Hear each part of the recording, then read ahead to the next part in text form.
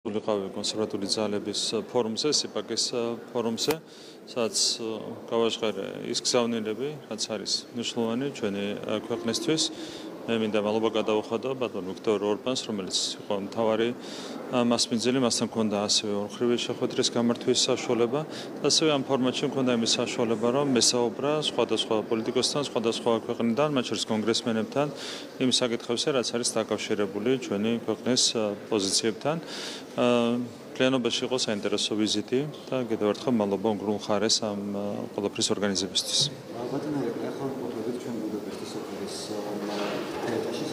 საქართველოს დამოუკიდებლობის დღისადმი აღსანიშნავი ისრება იმართოს ამ კონფერენციასთან დაკავშირებით.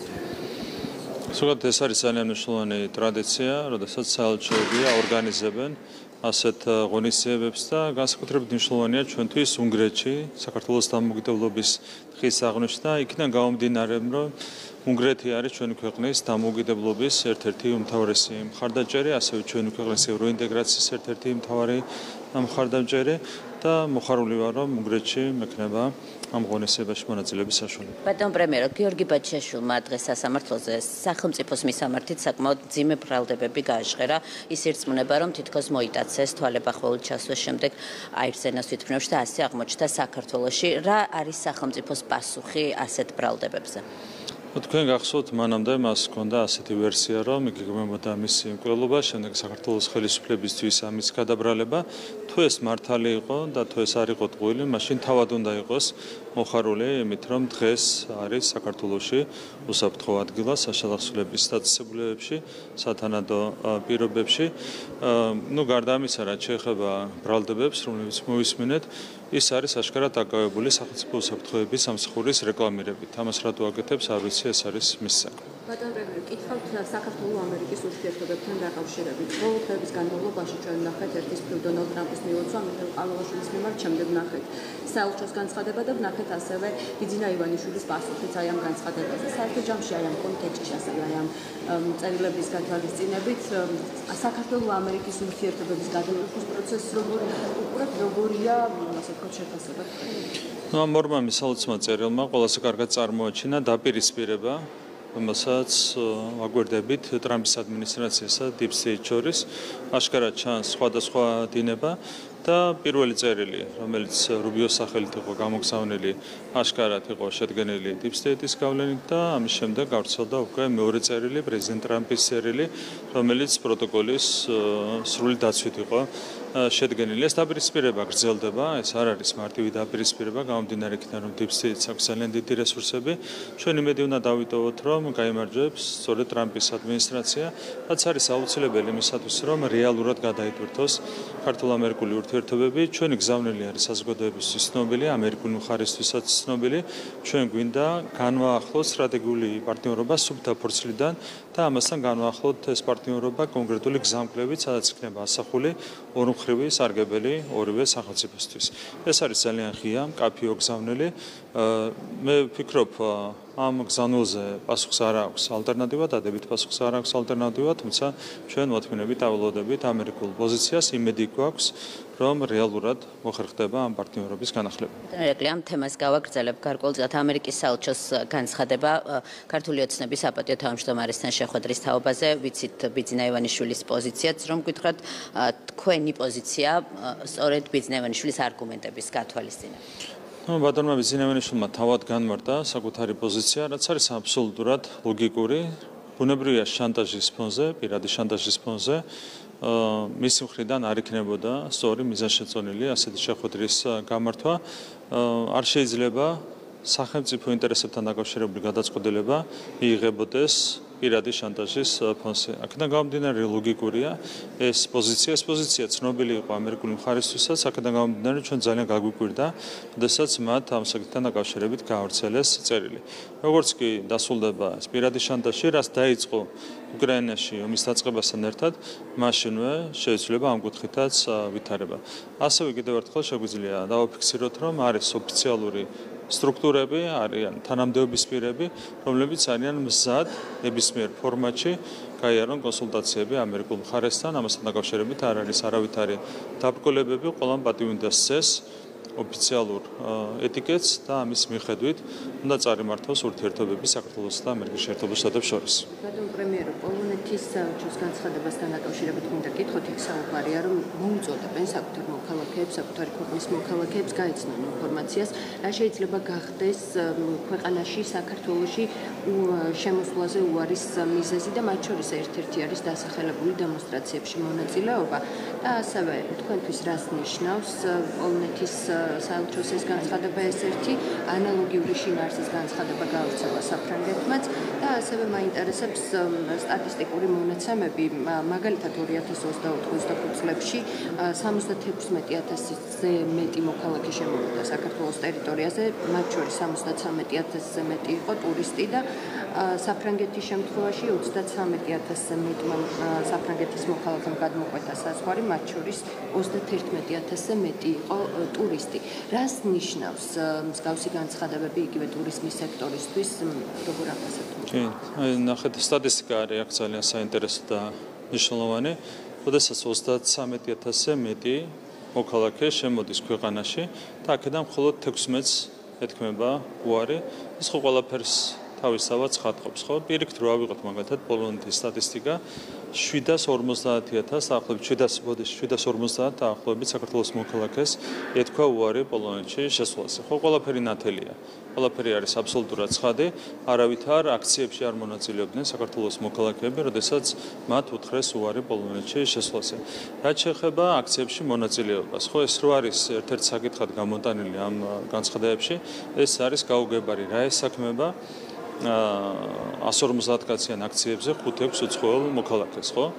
რა ესაქმება? ამაზე უნდა გაეცეს, რა თქმა უნდა, შესაბამისმა სახელმწიფომ პასუხი. კიდევ ერთხელ გავიმერებ, სტატისტიკა რო ავიღოთ, საქართველოს მოქალაქეებთან დაკავშირებული სტატისტიკა ერთი მხრივ და პოლონეთის, საფრანგეთის, სხვა ქვეყნების მოქალაქეებთან დაკავშირებული სტატისტიკა მეორე მხრივ, ყველაფერი არის აბსოლუტურად ნათელი. როგორია ჩვენი დამოკიდებულება საქართველოს სტუმრების მიმართ, ეს არის აბსოლუტურად ცხადი და ამას ცხადყოფს სტატისტიკა და როგორია ქართველების მიმართ დამოკიდებულება შესაბამის ქვეყნებში, მათ შორის პოლონეთში და საფრანგეთში, ამასაც ცხადყოფს შესაბამისი სტატისტიკა. მეტი სტუმართმოყვარეობა მართებთ საფრანგეთს, პოლონეთს და ზოგიერთ სხვა ქვეყანას, ჩვენ ეს არავისგან არ გვესწავლება. ბატონო, თვითმმართველობის არჩევნებთან დაკავშირებით ოპოზიციაში არსებულ დაპირისპირებაზე და აზრთა სხვადასხვაობაზე მინდა გითხოთ. ისინი, ვინც ამბობენ, რომ არ მიიღებენ მონაწილეობას, ერთგვარად აბულინგებენ მათ, ვინც ამბობენ, რომ მიიღებენ მონაწილეობას. აი ამ დაპირისპირებას როგორ შეაფასებთ და საბოლოოდ როგორ თვლით, მიიღებენ თუ არა ეს ოპოზიციური პარტიები არჩევნებში მონაწილეობას? ეს დაპირისპირება არის, რა თქმა უნდა, სისუსტის ნიშანი, ოპოზიცია არის უკიდურესად დასუსტებული, რაც არის იმ პროცესების შედეგი, რაც გამოვიარეთ ჩვენ არჩევნების შემდეგ. ისინი იძულებული გახდნენ გარედავალებების საფუძველზე არ შესულიყვნენ პარლამენტში, შესაბამისად მათ დაკარგეს თავარი ტრიბუნა, რომელიც უნდა ჰქონდეს პოლიტიკურ პარტიას. ასეთ პირობებში მთელი რადიკალური ოპოზიციური სპექტრი არის სრულიად დასუსტებული და ამ სისუსტის ფონზე ისინი უკვე უპირისპირდებიან ერთმანეთს. ჩვენთვის ეს არ არის საინტერესო, საინტერესო არც ის არის, თუ ვინ მიიღებს თვითმმართველობის არჩევნებში მონაწილეობას და ვინ არა, ასეც და ისეც საქართველოში შედგება სრულფასოვანი თვითმმართველობის არჩევნები. ბატონო, რადგან ოპოზიციას ეხება საკითხი აქვე, გითხავთ გირაოების ნაწილთან დაკავშირებით და ამ საკითხთან დაკავშირებითაც ვიცით, რომ თავისუფლ ამ ოპოზიციაში არის განსხვავებული მოსაზრებები, იგივე ვნახეთ ნიკამელიას კიდევ ერთხელ მართალია გადაიდო დღეს სასამართლო პროცესი, თუმცა ვიცით, რომ ის არ აპირებს მისვლა სასამართლო პროცესზე და ზოგადად აი ეს ასე ვთქვათ, დამოკიდებულება, რომელიც აქვს ამ ოპოზიციური ლიდერებს ერთის მხრივ კანონის აღსრულებასთან მიმართებაში და მეორე მხრივ თავად აი შიდა საკითხის შიდა დამოკიდებულება. ჩვენთვის ეს არის სუფთა სამართლებრივი საკითხი, არსებენ პატივის კანონს, მიიღებენ შესაბამის პასუხს ამასთან დაკავშირებით. ამის იქით, რა თქმა უნდა, ჩვენ ინტერესი არ აქვს, სამართლის უზენაესობა უნდა იყოს დაცული, თუ არ გადაიხდი გირაოს, მოგიწევს პატიმრობა.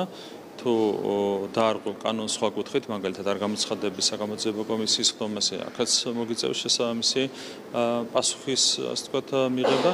ეს არის და ეს არის მთლიანად სამართლებრივი საკითხი და სამართლებრივი საკითხებით საქართველოში დაკავებული არიან ბუნებრივია სამართალდამცავი უწყებები. ბატონო პრემიერო, თქვენ გამოსვლების დროს მუდმივად ამბობთ, რომ ქართულ ოცნებას აქვს ორი ეროვნული ამოცანა სახელმთავრობას და მათ შორის ერთი არის სიღარიბის დაძლევა. სტატისტიკის სამსახურის ოფიციალური მონაცემებით 2024 წელს სიღარიბის აბსოლუტურ ზღვარს ქვემოთ ყოფილი მოსახლეობის მაჩვენებელი წინა წელთან შედარებით 2.4%-ით შემცირდა. შეფასება გვაინტერესებს და აი ეს არის გზა თქვენი მიზნისკენ როგორც მიდიხართ. თქონდა ეს მაჩვენებელი არის პირველ რიგში ძალიან სასიხარულო. გარკვეული პროგნოზები არსებობდა იმასთან დაკავშირებით თუ რა ტემპით შემცირდებოდა საქართველოში სიღარიბე და ჩვენ ამ პროგნოზებს საერთაშორისო ორგანიზაციების ფინანსური ინსტიტუტების მიერ გამოქვეყნებულ პროგნოზებს რამდენჯერმე ვასწრებთ მარტო ამ ერთ წლის განმავლობაში 2023-დან 24 წლამდე 2.4% პუნქტით შემცირდა საქართველოში სიღარიბე, კერძოდ იყო მაჩვენებელი 11.8% და ჩამოსულია 9.4%-მდე.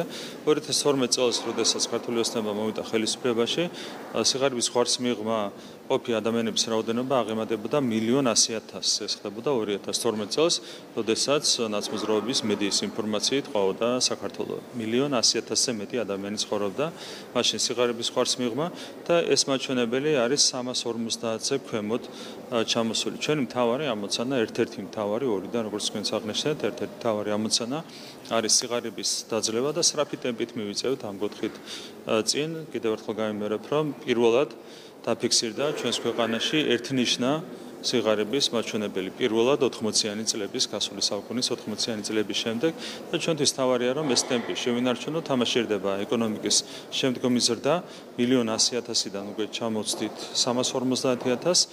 ჩვენი პროგრამული მიზანი 2028 წლისთვის არის ეს რომ ჩამოვცდეთ 4%-იან ნიშნულს და ვფიქრობ რომ ამ ტემპით ეს არის აბსოლუტურად მიღწევადი.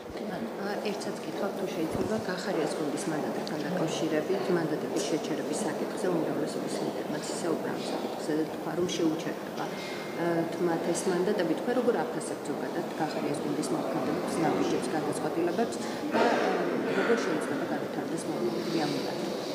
რეალურად ამ პარტიამ მიიღო გადაწყვეტილება პარლამენტისთვის უპატივცემულობის გამოხატვის თაობაზე და რა თქმა უნდა ამ პოლიტიკურ ნაბიჯსაც ექნება შესაბამისი პასუხი. მე ვფიქრობ პარლამენტი მიიღებს ამასთან დაკავშირებით გადაწყვეტილებას, საპარლამენტო უმრავლესობა მიიღებს გადაწყვეტილებას. ამ 12 დეპუტატს არავითარ შემთხვევაში არ ეკუთვნის მანდატები საქართველოს პარლამენტში. დანარჩენი არის რა თქმა უნდა პარლამენტის გადასაწყვეტი შემდეგ სესიაზე, საშემოდგომო სესიაზე და დგება დღის ეს რიგში ეს საკითხი.